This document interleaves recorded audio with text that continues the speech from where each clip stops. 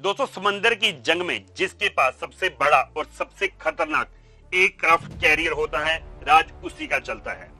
और इस वक्त पूरे एशिया के समंदर में दो ही नाम सबसे ज्यादा फेमस हैं। एक है हमारा made in India INS Vikrant और दूसरा है चीन का नया नवेला फ्यूजियान। अब चीन की मीडिया तो हमेशा की तरह ढिंडोरा पीटती है कि उनका शिप सबसे बेस्ट है, उसके सामने कोई नहीं टिक सकता। लेकिन आज हम हवाई बातें नहीं करेंगे।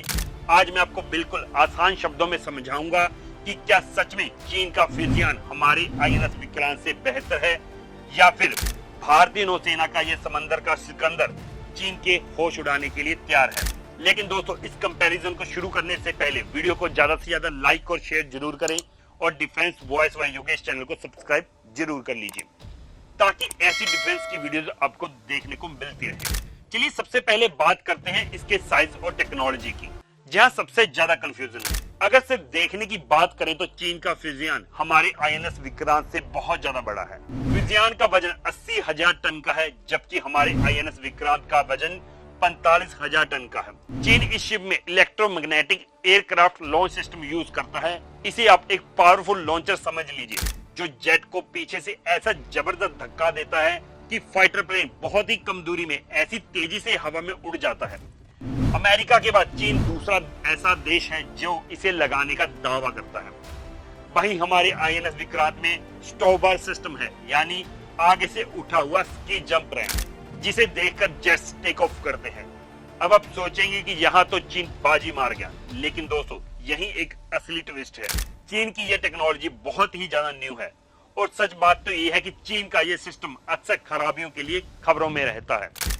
अभी तक किसी असली जंग में या मुश्किल हालात में इसका टेस्ट नहीं हुआ।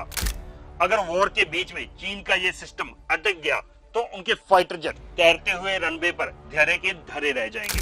दूसरी तरफ भारत का जो स्की जंप सिस्टम है वो 100% रिलायबल है। इसमें कोई पेचीदा मशीनरी नहीं होती जो खराब हो जाए, यानी चाहे मौसम कितना भी खराब हो, समंदर में कितनी भी ऊंची लहरें हो, आईएनएस विक्रांत से हमारे जेट्स बिना किसी फेलियर के उड़ान भर सकते हैं। दोस्तों अब बात करते हैं असली ताकत की, यानी फाइटर जेट्स की। क्योंकि एयरक्राफ्ट कैरियर कितना भी बड़ा हो, वो सिर्फ एक तैरता हुआ रनवे होता है। असली मार तो उसके ऊपर खड़े हुए जेट्स ही करते हैं। चीन अपने फ्यूजियान पर J-15 और नए J-35 स्टेल्थ फाइटर जेट तैनात करने की बात करता है, लेकिन दुनिया जानती है कि चीन के जेट सिर्फ कागज पर या एयर शो में ही अच्छे लगते हैं। उनके इंजन पर आज भी खुद चीनी सेना भरोसा नहीं कर पाई।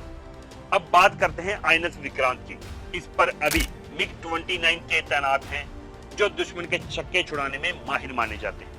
और सबसे बड़ी खुशखबरी क्या है पता है दोस्तों?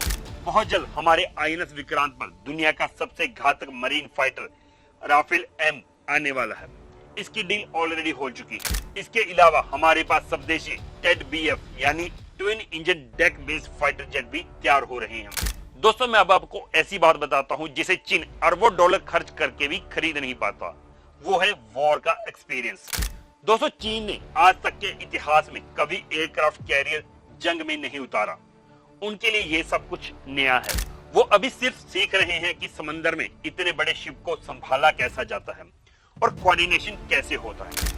लेकिन इंडियन नेवी 1961 से एयरक्राफ्ट कैरियर चला रहे हैं और हमने 1971 की जंग में अपने पहले विक्रांत के दम पर पाकिस्तान के छक्के छुड़ा दिए थे और बांग्लादेश को आजाद करवाया था।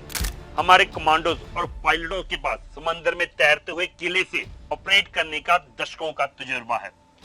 दोस्तों इतिहास गवाह है कि जंग सिर्फ बड़ी मशीनों से नहीं बल्कि उन्हें चलाने वाले जहाजों के एक्सपीरियंस से जीती जाती है। तो सीधी और साफ बात तो ये है दोस्तों, चीन का फ्यूजियान भले ही आकार में बड़ा दिख रहा हो, लेकिन जब बात भरोसे, कॉम्बैक्ट प्रूवन जेट और समंदर के असली तजुर्बे की आती है तो हमारा आईएनएस विक्रांत चीन के किसी भी शिप को समंदर में डुबाने का दम रखता है।